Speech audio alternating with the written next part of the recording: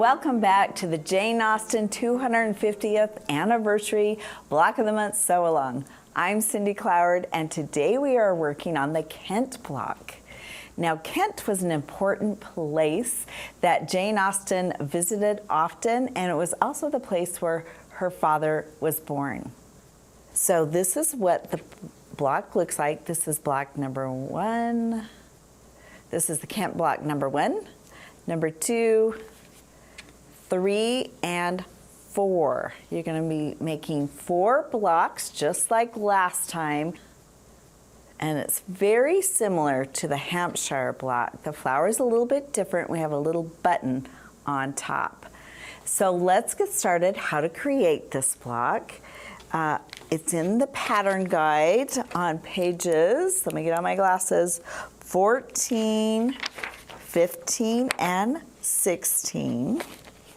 Has each of the blocks laid out, what's required for each block, including the layout. So we're going to build upon what we learned on our last video. These are the Sew Simple shapes that you're going to need to create this block. You're going to need V7 for the button, a V12, and you'll notice the leaf is pointy on both ends, like that. And then this is the shape of the flower. It's V19.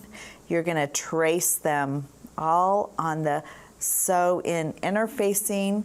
I've already sewn this one, and I've sewn that one. I'm going to turn it inside out for you. And this is ready to be sewn. Now you'll notice it's important to pay attention which way things are going in when you fussy cut. This is going to be on the diagonal. I'm going to show you this block that we're working on right here. Here we go. So just pay attention which way this, because you can fussy cut it or pay attention to the stripe. We have the stripe going this way. Just be consistent. And we're going to try a stripe on the diagonal. So let me sew this. Again, I'm using a stitch length of 1.85, and I'm using our Athena thread, which is a fine 60 weight cotton thread. And I always start on the straight, and I don't backstitch.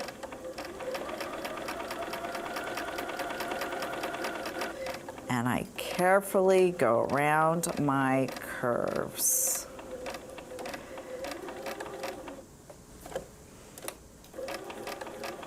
Adjusting your presser foot as needed. And you try to sew it as smooth as possible, but you know, you're gonna smooth it out when you are appliquing this piece on. Okay, we don't backstitch, we just go over the stitches where we started. Now I've already cut those out. The pattern tells you about 1/4 inch from the side. I do a little under that. Just seems to turn inside out or right side out better. Again, this is, if you've been doing this method, you can move ahead because we're doing the same thing. Clip inside out, clip it.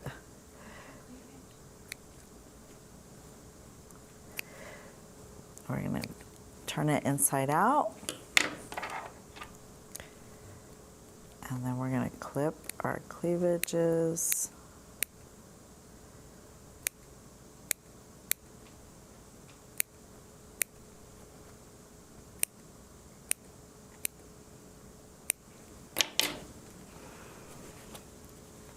Let's turn them inside out. Smooth it out with my tool right here.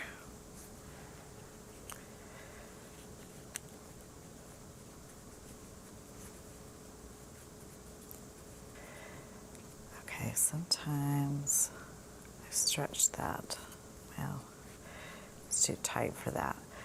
Sometimes I go, I do both. I go on the inside of my interfacing, and then I go on the outside. But I'm very careful when I'm directly on my fabric on the outside of that selvage, not to poke through. Again, it's natural fibers, so you can stretch it a little bit, but you can't overstretch it. Okay, you kind of roll it a little bit.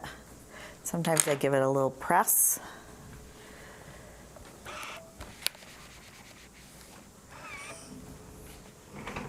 Bring it back here, and then we can flip these inside out.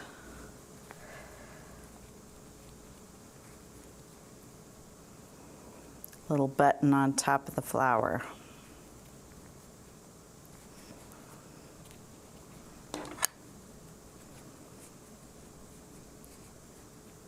Just continue to work that. So that's the new flower shape. This is the new leaf shape. Instead of pointy and curved on one edge like we did on the Hampshire block, this is pointy on both edges. So it's going to be really important to trim down both those points on both sides. And turn them inside out. So we cut it long way. You don't have to cut it in a T, just cut it down the long way.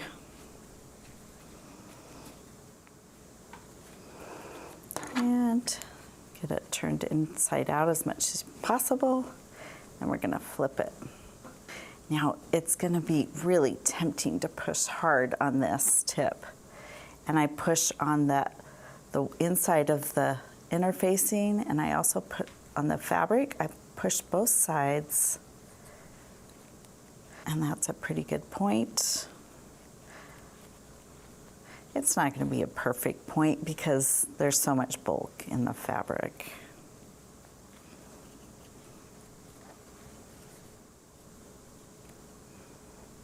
Okay, it's almost just like that, almost like that.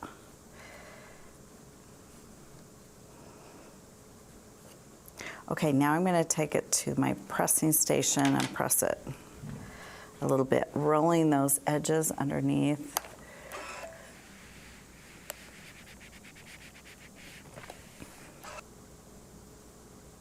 Okay, we got this leaf all ready to go, and then we'd repeat it for all the remaining pieces for each block. And we've got our base fabric. It's a 10 by 10 square that we've folded it in half and half again to give us the creases. And just like the Hampshire block, we're gonna start in the middle. Again, you want to keep everything inside the 8.5 inches because that's what we're going to trim down. And I showed you this last time in the Hampshire block. You put little dots of glue on there, applique glue, and then I center this piece like that. Little dots of applique glue, just like we did before. We're going to center this piece there, just like that. And then we're going to assemble the rest of the flowers around here. To save time, I've already assembled these. I'll show you what it looks like here. I've got these over here. So you can see the flowers are really pulled in.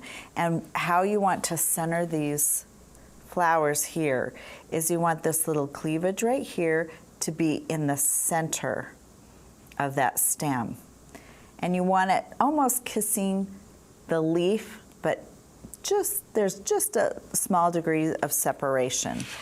It is about 4 inches of stem on each side. You have about 4 inches, and that should be equal. So 4 inches here, 4 inches there, and the flowers are really pulled in, and those leaves are kind of pulled out. It makes a really beautiful shape, doesn't it? So previously, when I showed the Hampshire black, I gave some tips on how I sew my stem. I always start in the middle here, and I go up, down. Sometimes I go across like that, over and over. So this has been sewn. Because my leaves were a little floppy and a little long, I sewed those next. Starting in the center, I sewed around those just like that, starting and stopping with a tie off on each one of these. I didn't take my threads over to the next one. I started with a new thread. And then I'm going to show you how I sew one of these flowers on. Now you'll notice on two of the flowers, there's a different color. So I would sew probably the base first, and I would start here and sew around and finish on this side and tie it off, and then I'd do my base. I would do a blue on this thread on this, and then I would do a pink on this and just sew in a circle there. This you can cheat a little bit and use the same threads because it's a blue thread. So I've got a blue thread. Again, audition your threads to make sure they are a good match. And I'm going to put this to the side so you can stitch around the flower.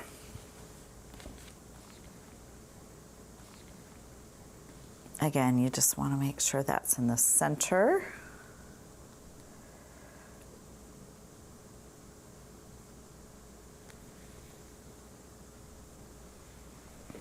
Not in the back.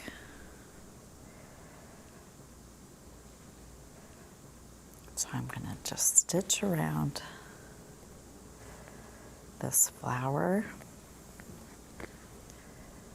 And if I go into a different color area that's not necessarily blue, I really make a teeny little bite into the fabric, and I'm sewing underneath with the interfacing. So I just kind of almost tuck it underneath on the fabric below the interfacing.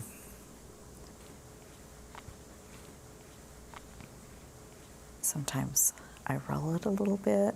It's a little hard to hold on to.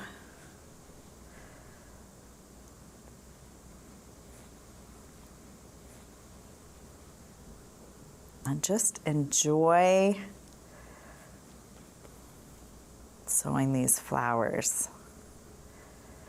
Again, this is another easy make. We have some more challenges coming up, but you get the cotton block was a bit of a challenge, a big challenge, right? It was a big block. It's a little harder to sew on a big block applique like this. And then we had the Hampshire block, which was a great resting block, a little palette cleanser on hard blocks. If you get a little knot as you're sewing along, just pull it out, and usually that knot will pull free.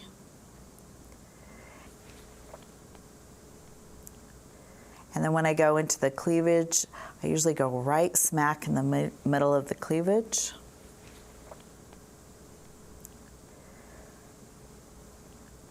And then this is a good reminder that any kind of pokey edge out that you didn't sew perfectly in a circular half circle, this is where you can just smooth it out with your applique. You can do a little needle turn, pull that little pokey edge. I just kind of pull it under, hold it with your thumb.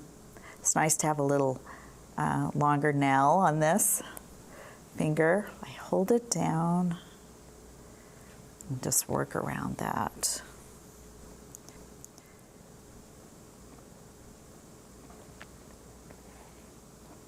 Okay, I'm coming to that little center of the flower on top, and since I've got the same color, I can just keep on going around the center. I've sewn this whole area, so now I'm just gonna sew around that circle. And I can just tuck that under, because I get into the cream a little bit, and even though this is a blue, it's a pretty light blue, so I'm just gonna needle turn and tuck that thread under. And you can get away with using the same color, which is nice. You don't have to switch out your threads. But again, I just take a thread or two on top.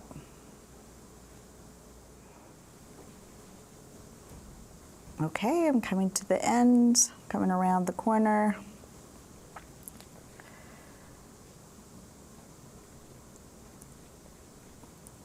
And I'm going to go, sometimes I just go over one stitch where I started, tuck it in, and I'm going to tie off in the back. Sometimes I take a couple bites, knot off,